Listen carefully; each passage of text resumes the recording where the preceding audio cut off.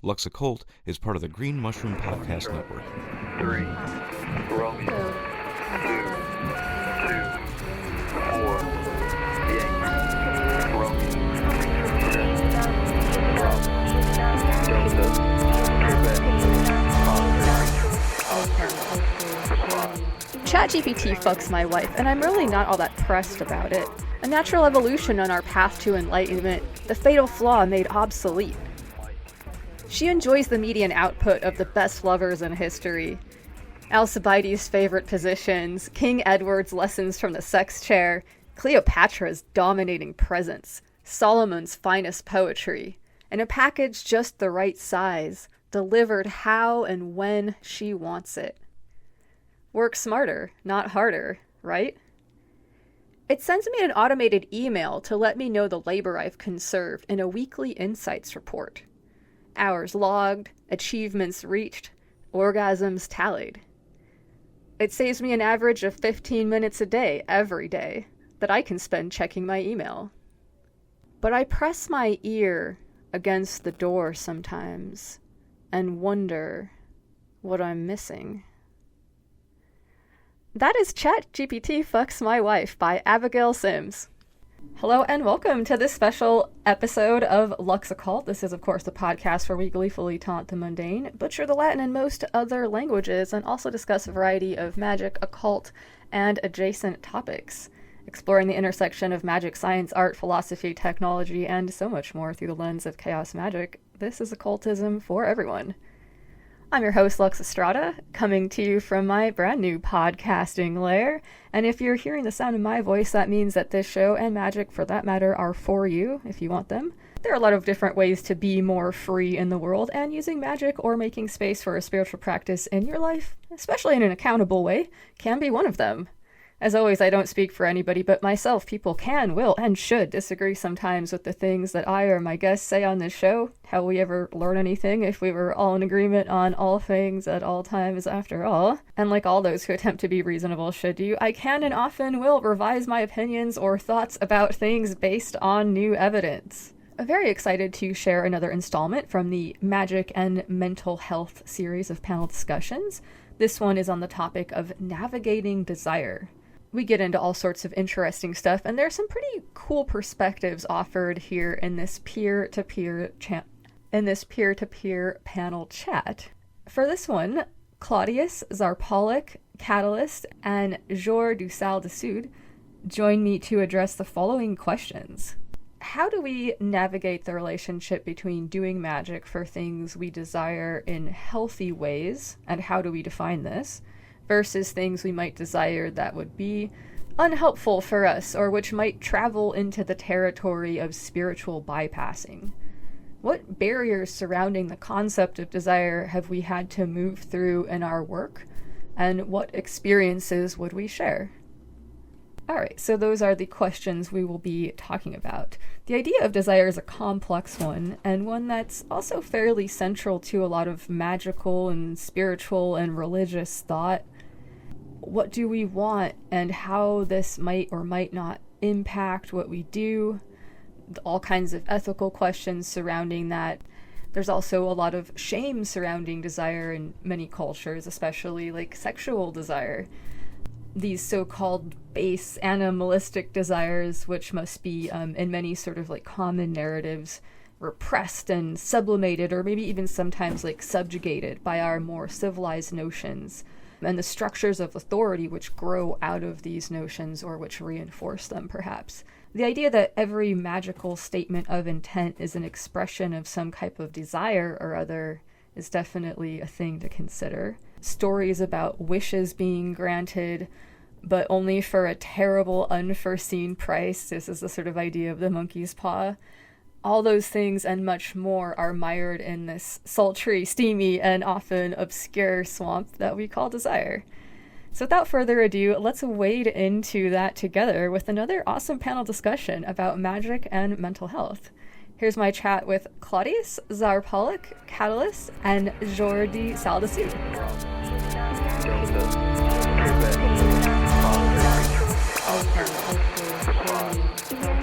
All right. right, greetings. Well, I'm so excited to be getting into another of our panel discussions about the topic of magic and mental health and how these things kind of interplay.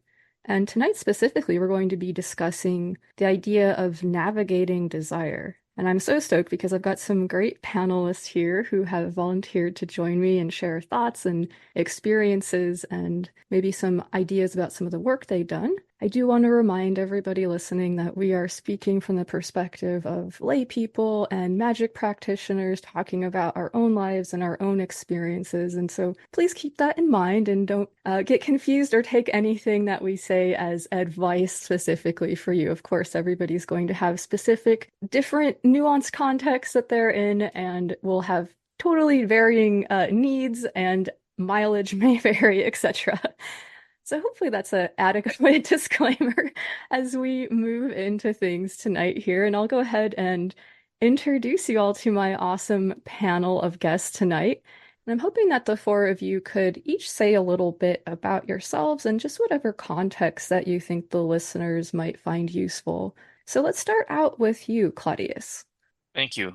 I come from a background of chaos magic, and professionally and personally, I'm software developer, so my mentality comes at things from a very logical perspective, or at least logical reasoning. It's not always logical in end result. Right on, awesome, thank you. Yeah, I can kind of relate to some of that as somebody with a background in science, and that's definitely a part of the way that I look at the world and my ontological framework, and I really do appreciate that chaos magic allows me to find a synergy and reconciliation between those more sort of scientific and maybe more creative ways of thinking. Fuck yeah. Zarpauluk.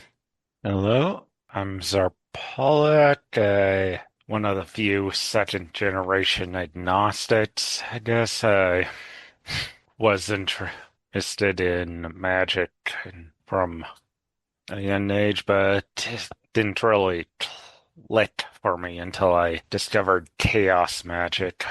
Yeah, right. I'm very relatable. Of course, chaos magic is probably predictably popular around here. Very cool.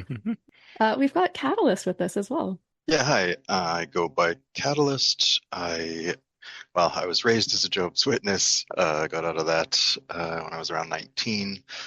Immediately dove into studying all of the major world religions, and then also dove into the occult and spiritualism and New Age philosophy and all the things. So I've basically been at it since 1998 or so. Chaos magic has definitely provided a container for me that I find really comfortable. I've been using primarily the energy, psychological, and spirit models for many different things over the years. And looking forward to our conversation. Yeah, right on. I'm looking forward to it too. And for folks listening, if you haven't checked it out yet, there's another episode in this series, Magic and Mental Health. The first one is about magical thinking, and you can hear Catalyst on that panel too. So Catalyst, thank you so much for being willing to return for this one. My pleasure. Thank you. And we've also got Jour de Sadalsuud here with us tonight. Hello, I'm Jour de Sadalsuud. The lenses that I'm bringing to this conversation are I'm a recovering alcoholic, so desire has played a big part in both my alcoholism and my recovery. And I'm also a disability justice worker, so I don't personally have a disability, so I can only speak from a human services perspective and a allies perspective. And then my magic practice, I didn't realize I was a chaos magician until I started spending time with chaos magicians. And I was like, yeah, this makes sense. My current practice centers around building relationships with deities or entities as they make themselves apparent to me. Sometimes the inner work that I'm doing leads to a relationship, a spiritual relationship with an entity, and sometimes it's the other way around. So particularly the Egyptian pantheon, and then more recently I've been interested in Celtic spirituality. So that's a little bit about me. Fuck yeah, thank you. And thank you so much for mentioning desire, because that perfectly leads us into tonight's panel discussion topic. So the questions that I sort of posed for the panel to ponder and give us some thoughts about are these. How do we navigate the relationship between doing magic for things we desire in healthy ways, and how do we define this, versus things we might desire that would be unhelpful for us or which might travel into the territory of spiritual bypassing? What barriers surrounding the concept of desire have we had to move through in our own work? What experiences might we share? So, panel, I'm so excited to hear your thoughts about these questions tonight, and we will proceed on in the same order, starting out with you, Clodius. Thank you. As far as navigating the relationship or potential conflicts between doing magic for healthy ways versus unhelpful or unhealthy ways, I think the biggest factor in that for me has actually been getting older.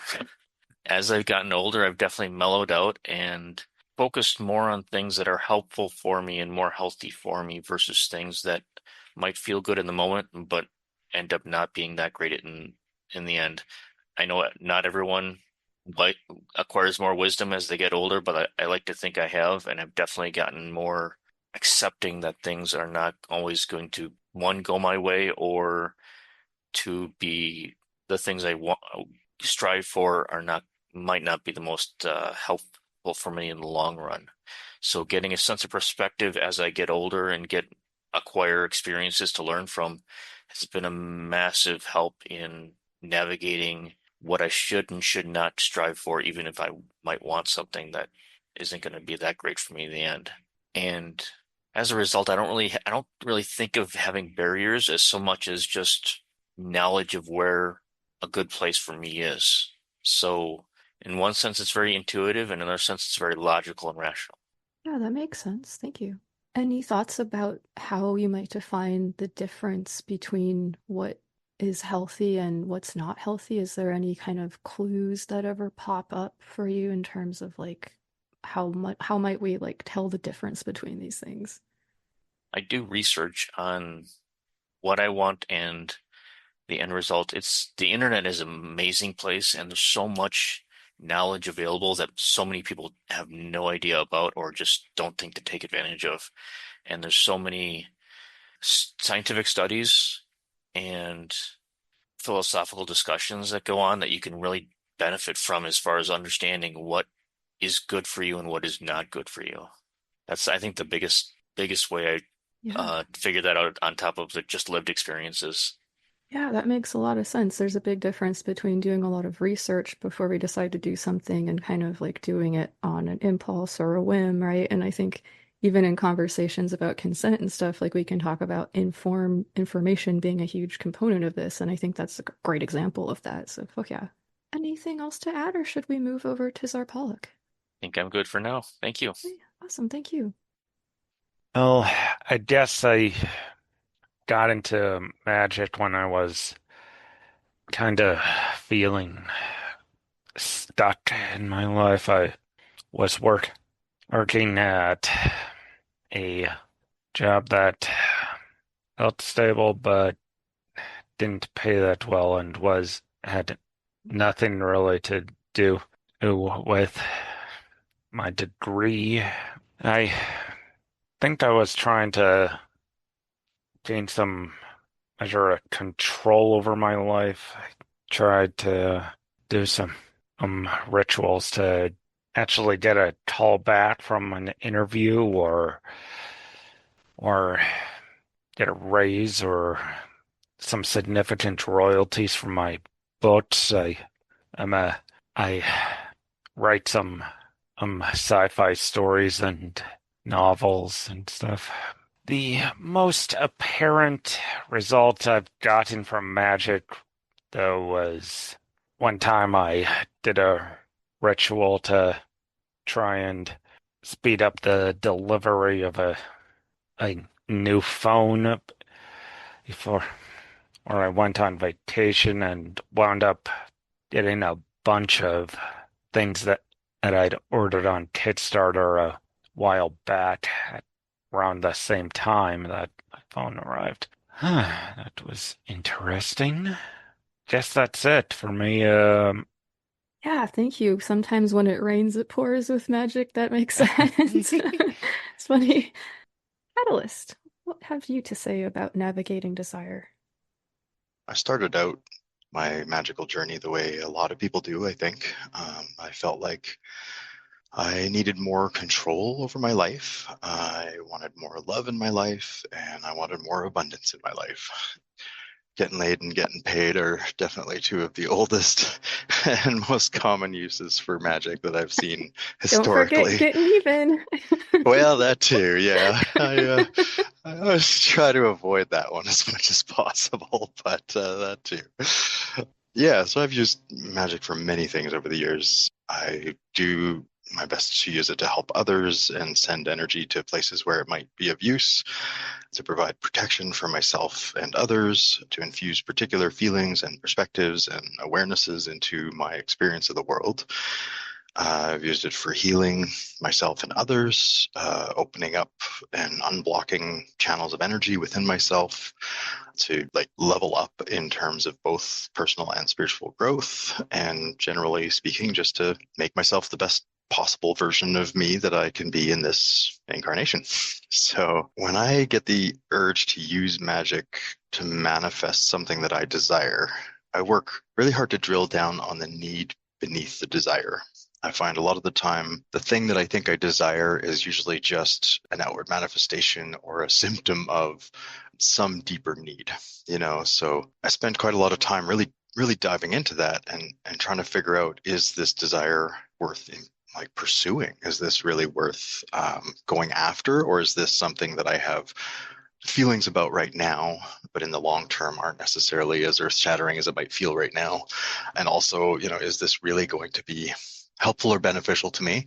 And I try to work out what might the consequences of both success and failure, to use those binaries, what would those consequences look like before I actually do anything about it? If I decide that the desire is worth pursuing, rather than trying to just immediately manifest it into my life, I work to improve and alter myself in ways that will make me ready to receive that thing. And then I work on attracting that energy into my life, because I've come to this understanding where if a person isn't ready on an energetic and psychological level to receive this thing or this energy or this situation or whatever it is that they want to manifest, it can literally be dropped right in their laps and they just won't see it, or they won't be ready to accept it. And, this has happened to me on a number of occasions. And so, yeah, I try to make sure that I'm ready for that, to be there in my life.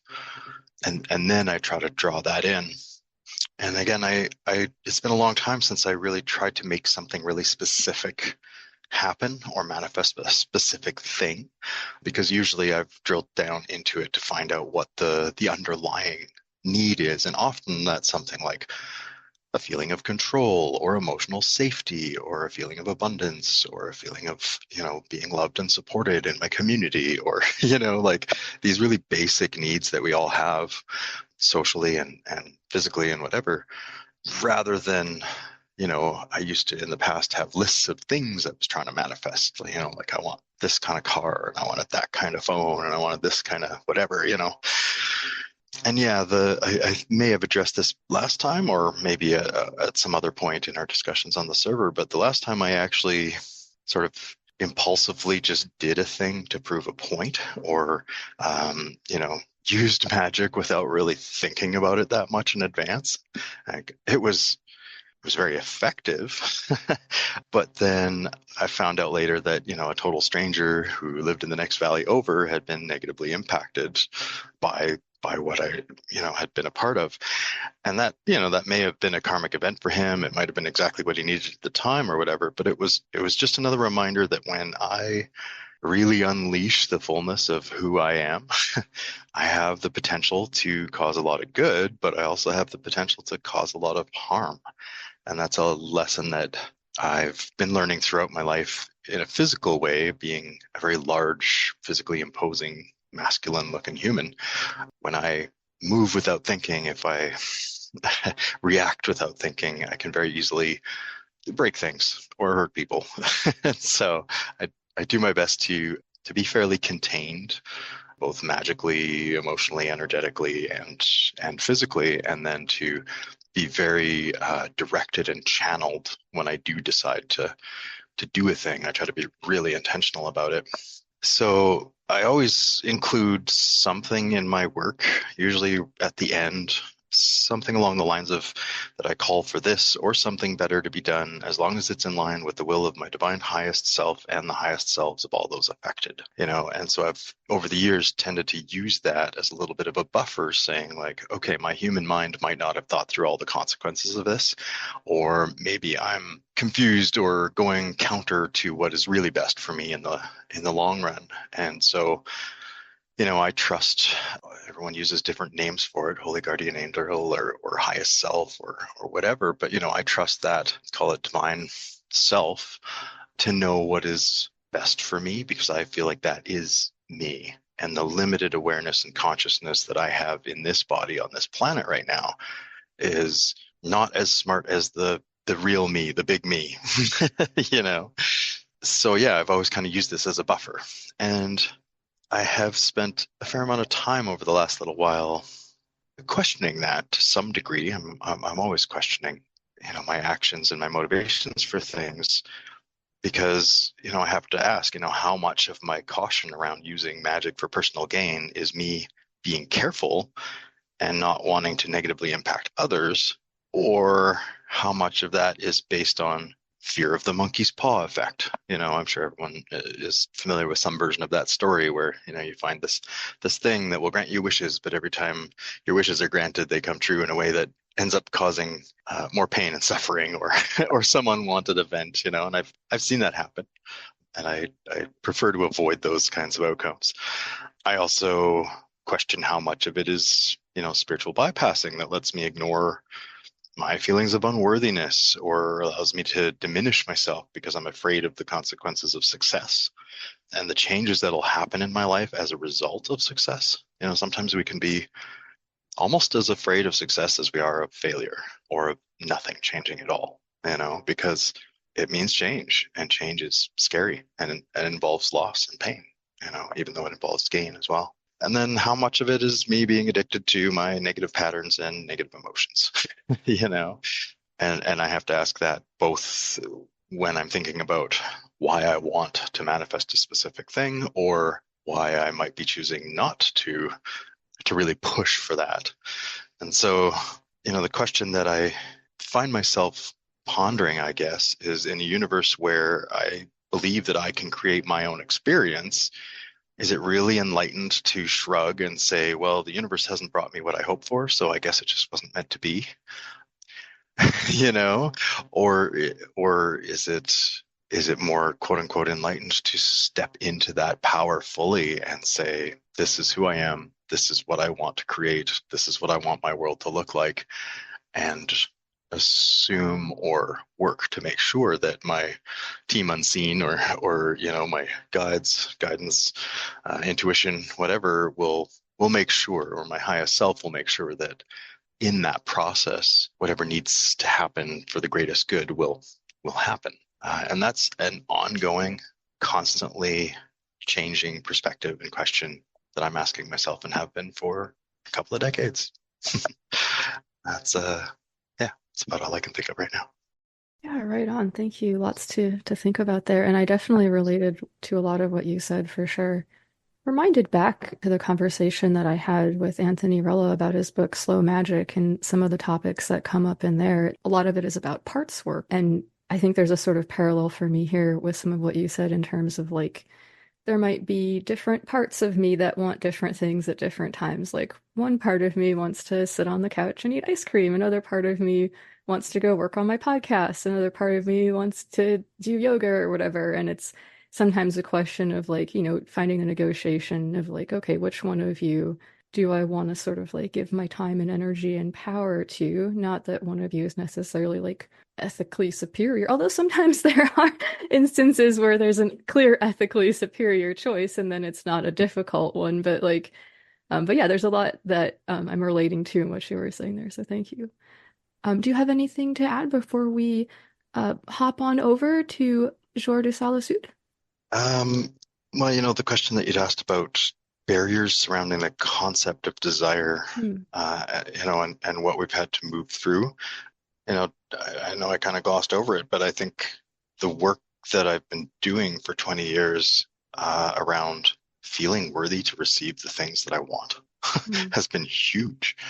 And I think any of us that were raised in any kind of a really strict, particularly, a strict Christian upbringing, I imagine, but also any really sort of orthodox or book religion, have been taught since childhood to put our own needs last, or that, that our needs are insignificant compared to the greater good. And that's definitely something that I still, to this day, after, almost 30 years, have been still working to really find my way through and say, like, how much of this is me being quote unquote selfish? And is this me being selfish in a good way or in a harmful way? Yeah, And absolutely. it's an ongoing thing. Yeah, absolutely. And I think you touched on this a little bit in terms of like being able to receive the thing that you desire in terms of like fear of success, right? Like I think that there's a really, for me, fascinating conversation between the concepts of fear and the concepts of desire that I think would be a cool thing to have a whole nother panel discussion on some other night, because I think we could really get into the sticky nitty-gritty with it. But yeah, I think there's some really interesting stuff there for sure. So thank you. Absolutely. Sure. What have you to say? I resonated with a lot of what Catalyst said. My spiritual journey really kicked off when I got sober it's going to be 10 years ago in September. California sober, I should say. So I guess like at first, like a lot of my work was shadow work because I had a lot to clean up after I decided to quit drinking. And so figuring out what was healthy, period, was a big trial and error thing around the same time as when I started noticing synchronicities and bought a pack of tarot, or was gifted tarot cards and bought another pack and started trying to read cards and stuff. And those were my signs and signals at first for when I was like about to bump up against the wrong thing. Because like not only was I like addicted to a toxic lifestyle, I was also addicted to toxic people. And so at first, like I would say probably like the first 5 years of my sobriety, it was like more about like prayer, because I was coming from a place of when in the community that I got sober in, they kind of lay out a spiritual path to get you started, and then you make it your own thing. And so I kind of like, I started out there, but then I like gravitated away from that and more towards magic. And so some of like the types of things that I'll do magic for are harmony in the house, protection from harm, emergency intervention, usually for safety, my safety or someone else's safety, clearing, growing with higher self, and building relationships with energies or like entities that I'm like currently interested in. The older I get, like the deeper I've gotten into the shadow work and like really getting honest with myself about some things. And that has gotten me to a place where I feel like more worthy to receive good things and have the confidence to pursue that, both like in the mundane and the spiritual. There's an author named John O'Brien who him and Beth Mount did some work. They are pro disability justice, and they kind of break down desire into like 5 categories, or like that they call like the 5 accomplishments, and those are choosing, contributing, belonging, being respected, and sharing ordinary places. And so when I had quit drinking, that's like when I got into the field of supporting people who have disabilities, or partnering with them, rather, I should say, to pursue their goals. And like I would say around that time, like belonging was probably top for me on that list of things that I needed and that I was doing magic for, simply by like showing up and putting my ego to the side and building a life around helping other people. That's really important, I think. Well, I mean, it's just really important in general, but like, especially when you're coming out of years of centering yourself and finding that next thing that's going to make you feel good, which is not bad in every situation, but when it's ruining your life, that's more what I'm talking about. But like belonging was really important to me then, because I felt like I'd alienated so many people. And so I didn't even like realize at first what types of things like kind of the universe was putting in front of me in order to build on that. And it started with the recovery community and expanded to the disability community, and then expanded to the music community. So that's what I would say for as far as like doing magic for things we desire in healthy ways. And to the point of the like those 5 accomplishments that I mentioned, like I also do working regularly for like the people in my life that I'm partnering with in the community. And I have a nonverbal grimoire that's pictures only, which I got that idea from this art therapy book that I have that talks about how our right brain is our feeling, intuitive side, and that when we create images, our left brain doesn't have the opportunity to be critical and judge what we are doing. So we actually come out with more truth when we draw, even if we're like judging ourselves silently kind of, but if you can like bypass that a little bit and just let it out and get it on the page. So I'll keep a nonverbal grimoire for things. And I do have like workings that I do in that, sigil magic that I do in that to fight the stigma and fight the oppression that community still sees and is seeing more of in the United States these days. But yeah, I'd say that's about it for that first question. As far as things we might desire that would be unhelpful for us, or where we might travel into the territory of spiritual bypassing, I think avoiding shadow work like is a form of spiritual bypassing, avoiding looking at these parts of ourselves and integrating them and loving on them. The longer that I've put things like that off, the more catastrophic it has been for me, or the longer it's taken for me to come into the situations and relationships that I'd always like wanted. I'd written down a couple questions in response to this question, and they are there patterns of behavior at play that need to be considered? Like, am I asking for something that's going to send me backward in a capacity that I can't come back forward? Like, if we're talking about whether it's, ways that you interact with people, or from a more like recovery standpoint, like harm reduction type concessions that you might make with yourself, what kind of pain do we seek to avoid? Like, is there something that we're trying to like do a working to get around? Are we avoiding doing the mundane that goes with doing the spiritual side of it? What's the relationship between our mental health and desire? Like, how does our mental health affect the way those come out? Because that changes the context for me, I think. What's unhelpful for one person might be helpful for someone else.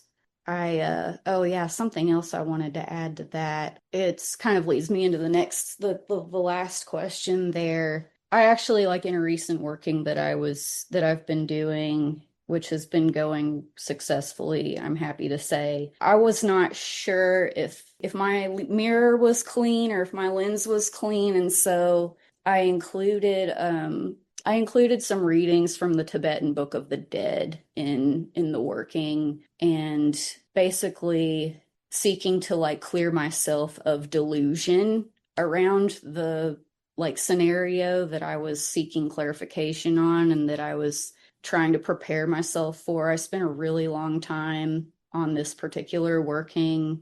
Like, I've done 2 major workings this year so far. The first one was like, I really wanted to make contact with a specific entity, and so I did a lot of preparation and footwork for that. And then this other working was more around like, what do we do with the taboo? What do we do with a taboo part of ourselves that I can't really share with anybody, but I need to do something about it. And so I needed to make sure that like I wasn't, like Catalyst was saying, I wasn't going to like rush into this and do something and then be upset with the results. So I was doing some candle magic and reading a passage from the Tibetan Book of the Dead, which I actually have right here. I won't read the whole thing, but is it okay if I read like a little piece of this really quick? Yeah, that would be dope. Thank you. Okay. It's titled Under Common Preliminary Practice, and it's at the beginning of this book. So here we go. I'll read these few paragraphs right here and then move on. How needing of compassion are those who are skillless, those who are tortured by ignorance and past actions, those who indulge in actions conducive to suffering, even though they desire happiness. Grant your blessings so that the obscuration of dissonant mental states and past actions may be purified. How needing of compassion are the ignorant and the deluded, bound in this confining dungeon of egotistical attachment and the subject-object dichotomy, who like wild game are trapped in this snare time after time. Grant your blessings so that cyclic existence may be stirred to its depths. So that just really hit me where I was at when I started that working. And like when I had started getting sober, I was really into like doing like reading like Buddhist literature. That was like kind of what I gravitated to at first. That and meditation, and I still meditate a lot. I kind of circled back around to it. But yeah, like the barriers surrounding concept of desire that I've had to move through are really looking at like where my ego is at in things. Like with the first working I described, the one where I was like, I had communicated with like a personality on Instagram, a spiritual worker there who had kind of put me on to Cernunnos, who is like the Celtic god of the forest. And I had like specifically gone through another person because I wanted to make sure that I wasn't just like imposing what I thought I needed to like do next, or who I needed to try to contact next. And so I guess like always making sure too that I view these relationships as like the relationships with spirit as like that's an autonomous energy or entity, and like sometimes I'm fucking special, but I'm not fucking special all the time, like I can't just be like projecting all this like transactional need to experience this contact on this entity. And that might be like another situation where it's like, is this a self-limiting belief or is this humility? But the other working, the one around the taboo feelings, was difficult because I had to spend several weeks / a couple months really like trying to identify what the deeper need was and what the deeper wound was. And I went on a trip and found I was like at this cool witchy shop in Memphis, Tennessee, and I found a candle magic book that just kind of like jumped off the shelf at me. And the author Jacki Smith talks a lot about identifying what the deeper need is before you do the working. And when I got like really super deep into it, I realized that part of why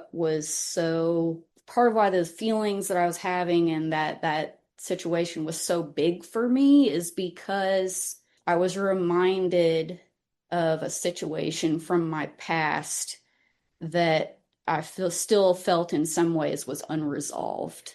And so you could argue that it might like maybe rather than like a barrier, it might have been just like a lesson coming back that I needed to approach from a different angle. But yeah, in the interest of time, I will pass.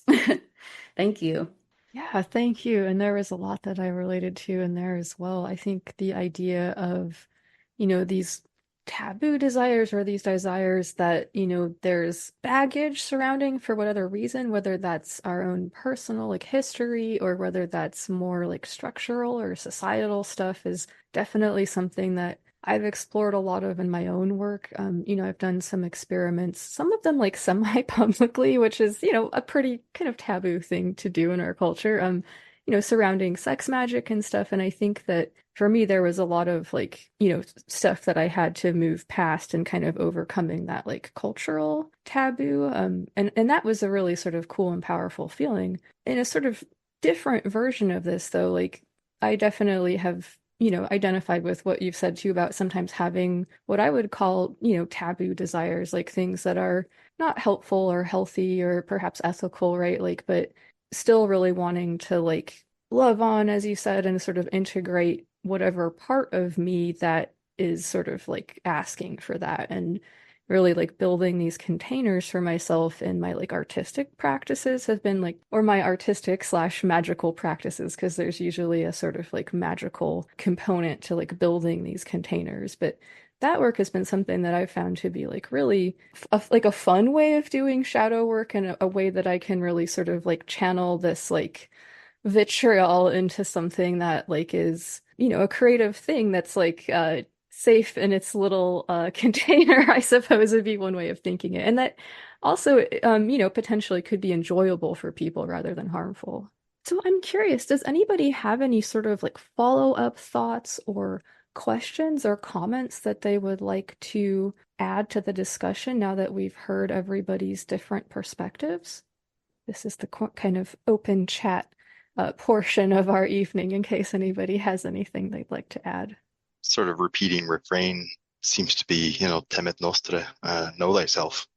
And, really going back to, is this something that is really going to move my life in the direction that I want? Is this something that's really going to be of benefit to me? Is this really something that is a core desire or need?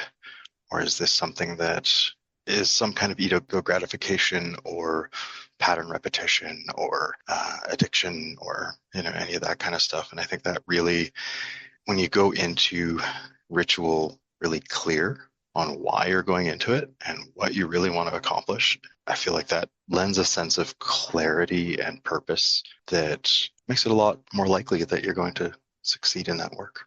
Yeah, absolutely. I love this. And I do want to reminisce a little bit about something that the Consent Academy brought up in their amazing little workshops that they put together for the Green Mushroom Project and Void House. And one of the ideas is that like shadow work is awesome, but it's also not without risk too. So I did just want to sort of like mention that like when we start to explore these like shadowy or taboo parts of ourselves, there's going to be a lot of ways that can turn out. And I think, having an approach that's really well thought out, having the support, maybe in the form of like a therapist or a peer support network of some kind, doing your research and really having a sort of clear picture about where you stand in terms of like your power in different situations, like can be really helpful in that work too. Just thought I should toss that out there since we're talking about it.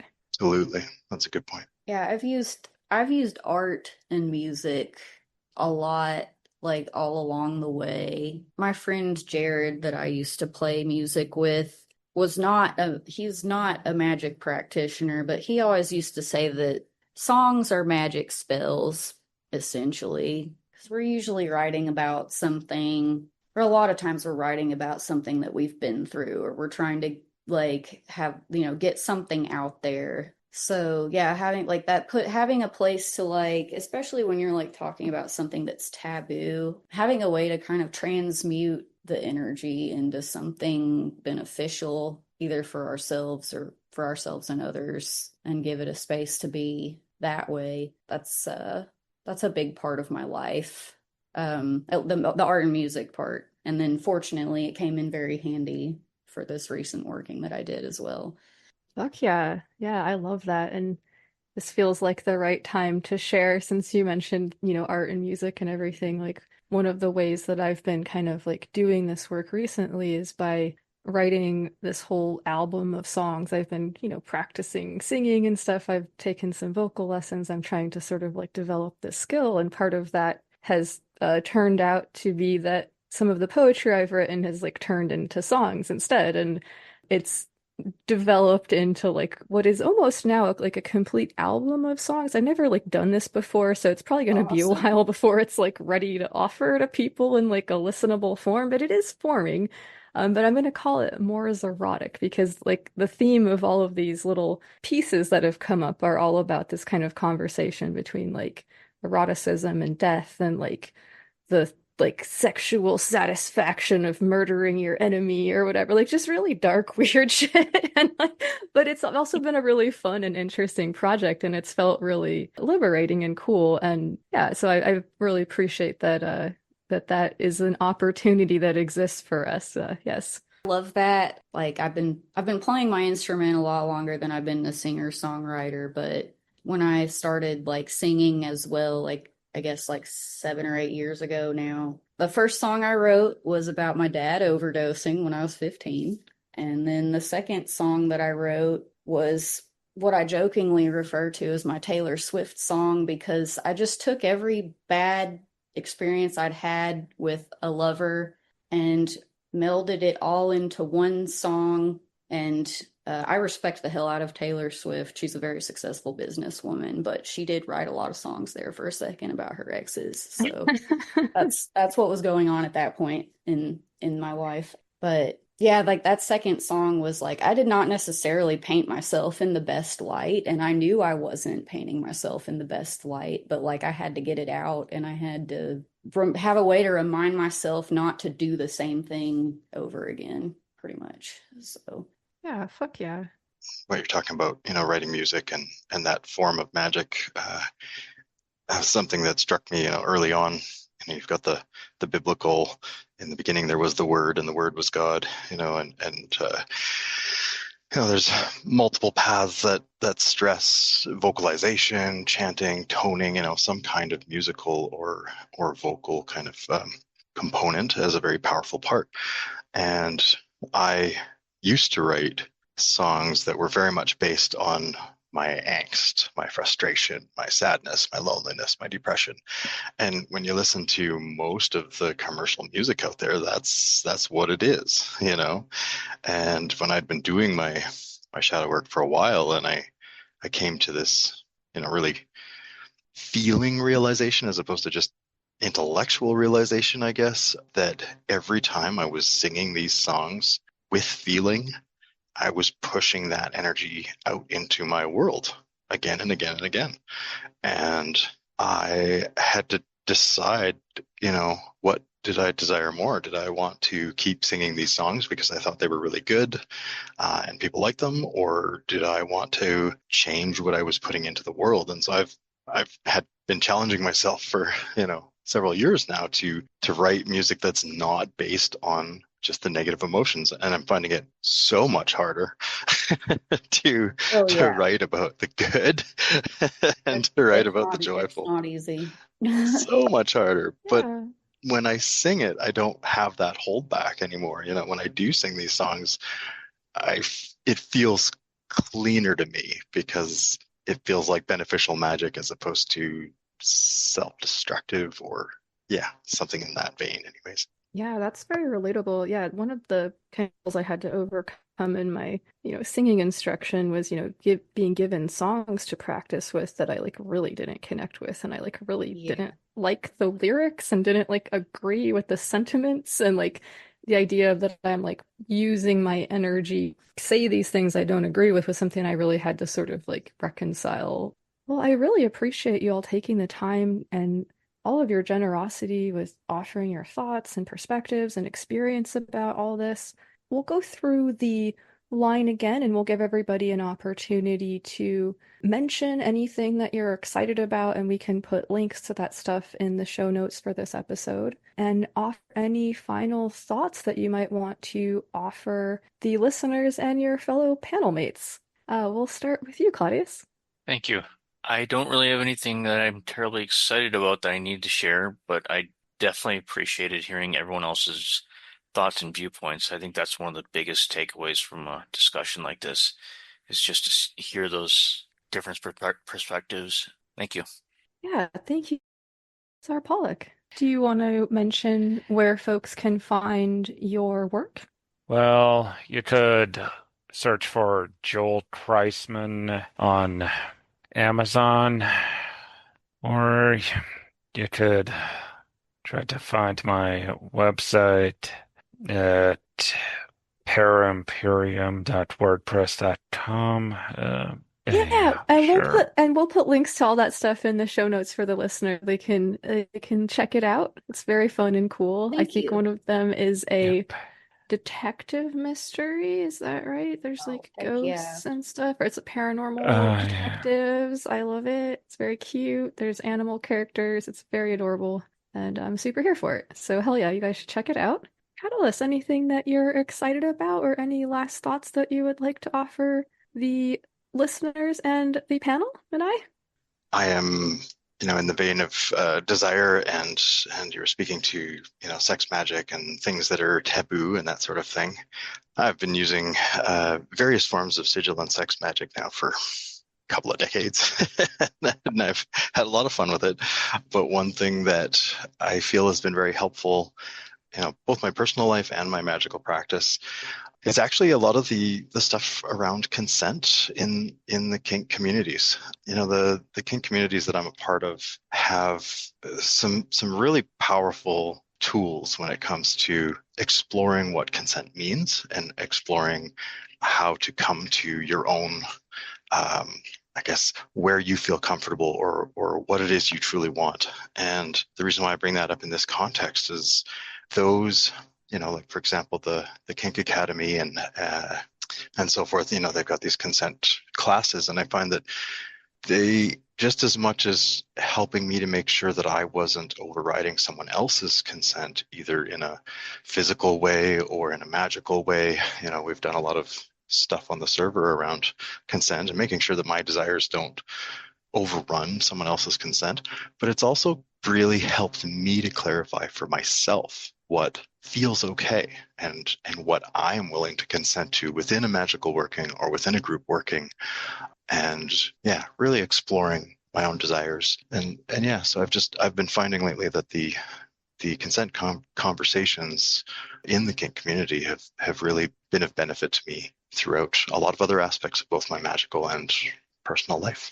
Yeah, fuck yeah, absolutely. And I definitely share that sentiment. And this is so central to the, experiment that we're undertaking with Void House is how can we sort of offer this to the magical folks that could, I think really take it and run with it in interesting ways that there could be a lot of like cool and interesting synergy between these communities. And yeah, I'm excited what the future of that will look like. So yeah, fuck yeah. Sure, anything that you are excited about or would like to recommend to the listeners? I'm hoping you'll include a link to that book that you mentioned earlier. I would love to check that out. But is there anything else that is on your mind right now? Sure. Well, just piggybacking off of what Catalyst said about consent, that boundaries and consent together is been such a centerpiece to a lot of like what I've been doing, both like spiritually and in the mundane. But it's especially important like in the work that I do professionally, the art of being mindful about all the different times and places and situations that consent is important. When you're supporting a person who has a disability, has had a side result of like really subverting my ego and making me more mindful of like what I need and what others need, like just to kind of echo what Catalyst said, but in a different sphere. But things that I'm excited about right now magically, I've just been really into my relationship with the land and the forest, and I've been going out to this park that's about 10 minutes from my house that's got big stretches of area that's just like heavily wooded and untouched, but you can hike off trail. And I've been trying to keep in mind, like, yes, I have this desire to like deepen my understanding of animism around me and in this forest, and am I being respectful of this land that is not mine? Because the park is named after like a Native Americans or indigenous folks. And so I try to be respectful of that and keep that in consideration whenever I'm entering the space. But it's been really fun. I'm like really obsessed with this vole that I saw yesterday. There was like this little tiny vole chewing on some grass like 5 minutes from where I was like seated doing my just like sitting out and making space for like any type of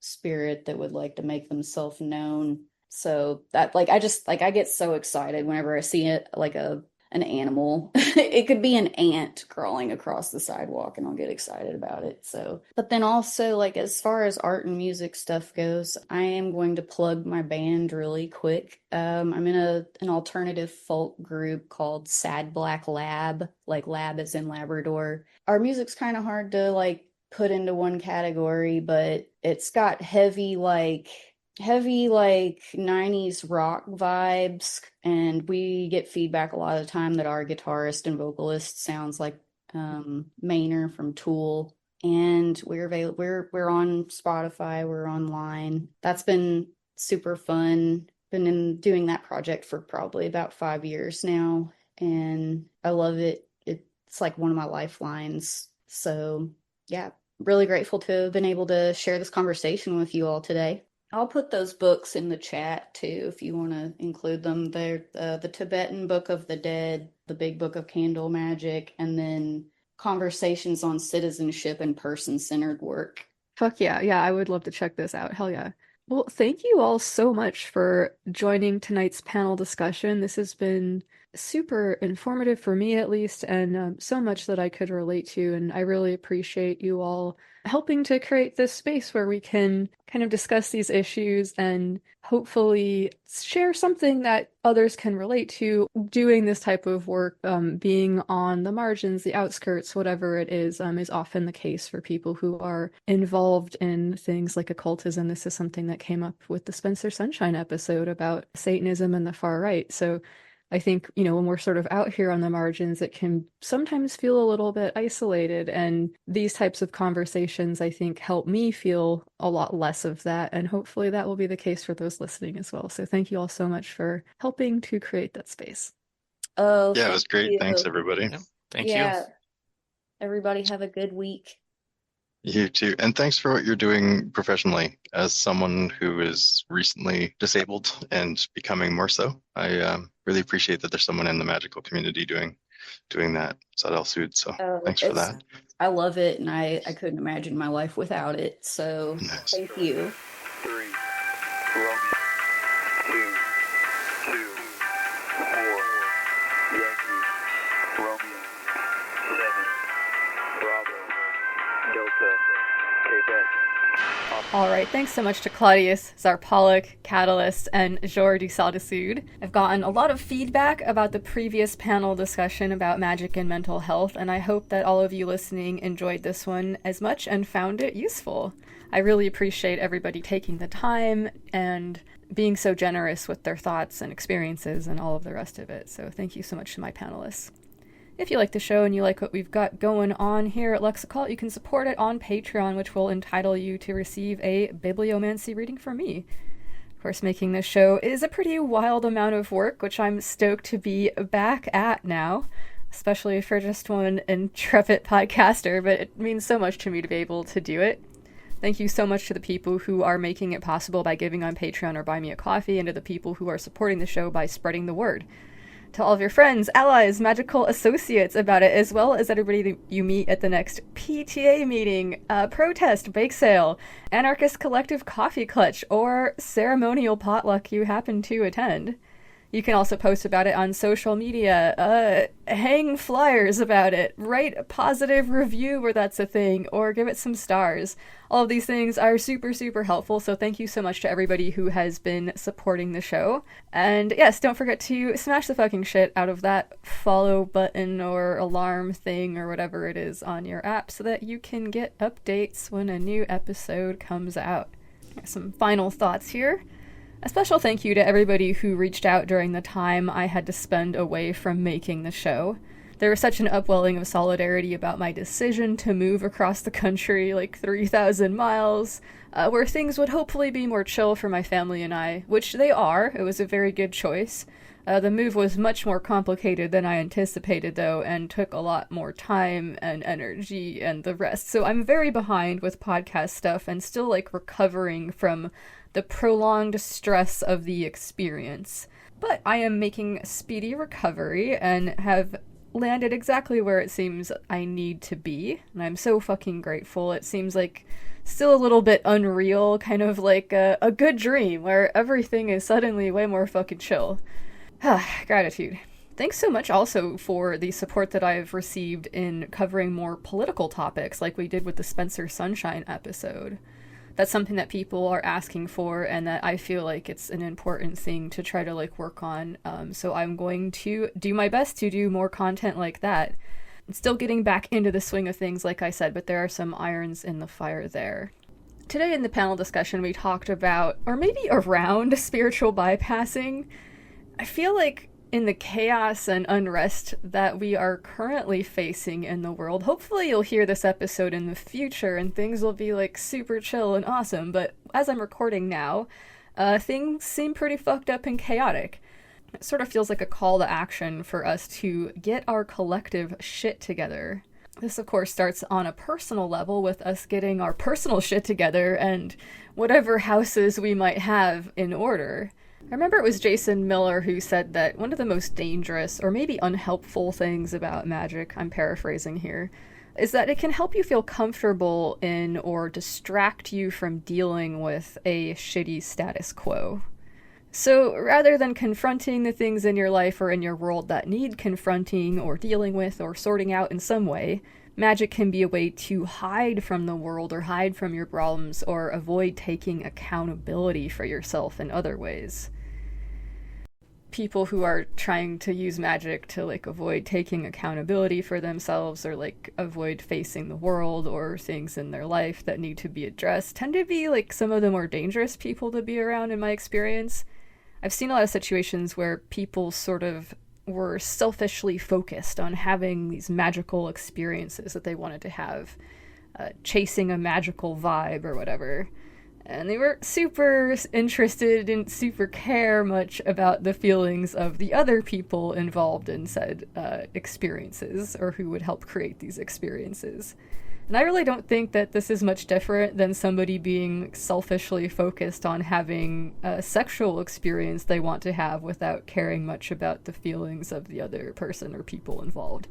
Dangerous to be around, like I said. So putting consent front and center in our interactions with one another, with Void House and the magical consent stuff our crew is up to, is a way that we're confronting the risk of harm caused by that type of behavior.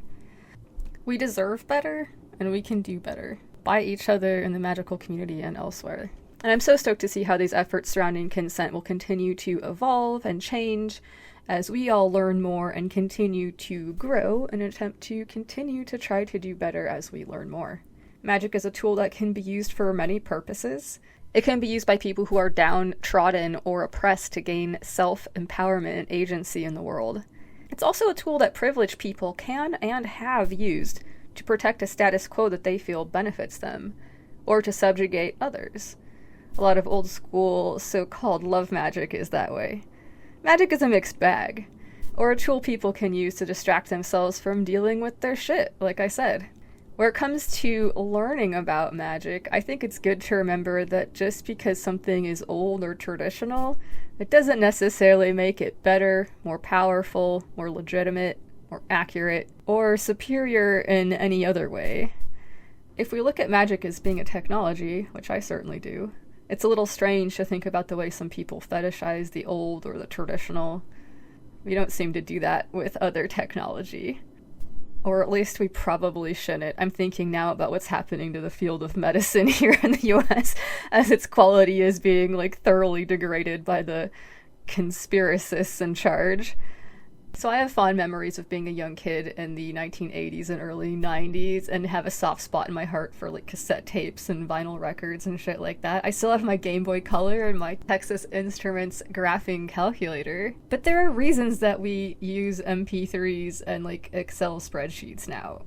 I love to read old grimoires because it allows me the chance to see how other magicians thought about and did magic. I don't feel like I need to call up all the same spirits they talk to or do things their way, but sometimes the perspectives or tips I find will end up informing something about the way I talk to my crew or spirits or whatever. I've made this joke before, but for me, doing other people's magic is sort of like wearing somebody else's underwear. It might be a fun and interesting experience for a while, but in the long run I'll usually go with my stuff because that's what fits me. I don't think that magicians in the past were any better at magic than we are now.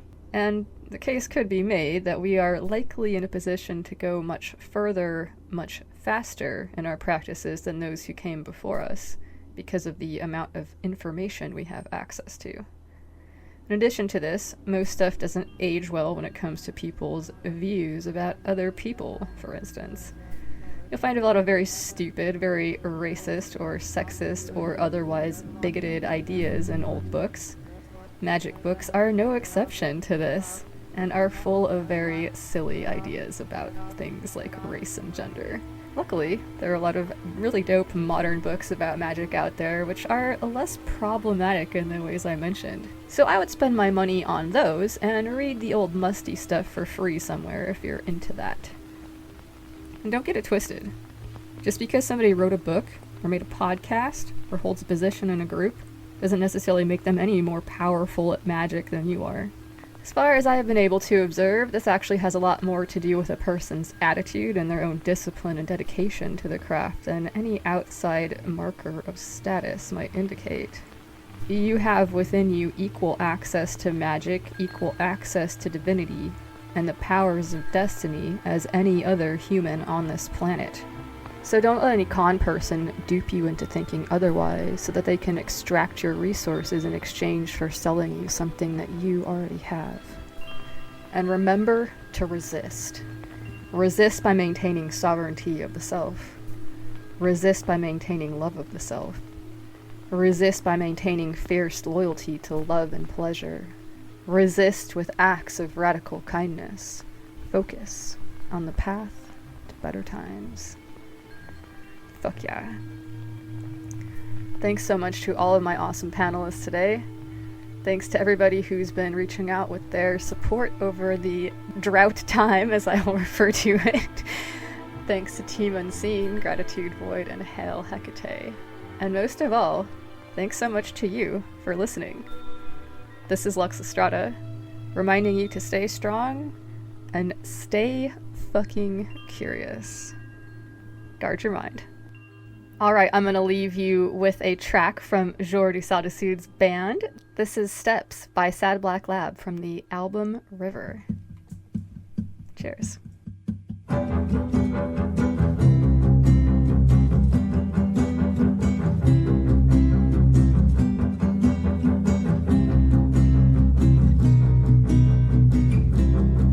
In the stillness, a nighttime thought, the world is hidden.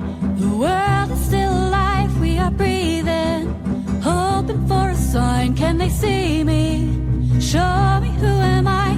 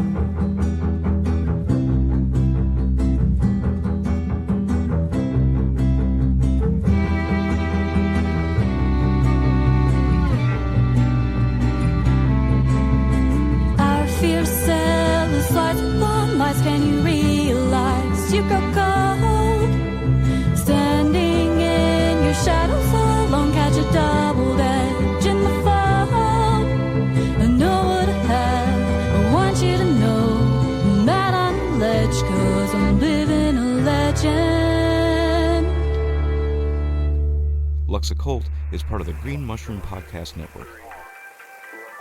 Hey, what's up? I'm Luxa. And I'm Josh. Are you looking for a chill place to hang out online and chat about chaos magic, occultism, witchcraft, and more? Are you hoping to learn and share your knowledge and experience in a place that is welcoming to folks of all different backgrounds and identities? If so, check out the Green Machine Discord server, home of the Green Mushroom Project. Our growing community of chaotes, occultists, sorcerers, witches, and weirdos has all kinds of fun and interesting things going on. From chats and rituals to workshops, clubs, and more. There's a lot of cool opportunities to get involved. Sounds great, Luxa. How can folks find us? Well, for now, we're keeping things pretty small as we grow, so we're not advertising on any of the Discord services that do that. But folks can hit me up and I will send them a link. You can reach me at luxoccultpod@gmail.com, or you can find me on Instagram at luxoccultpod. Fuck yeah! Fuck yeah.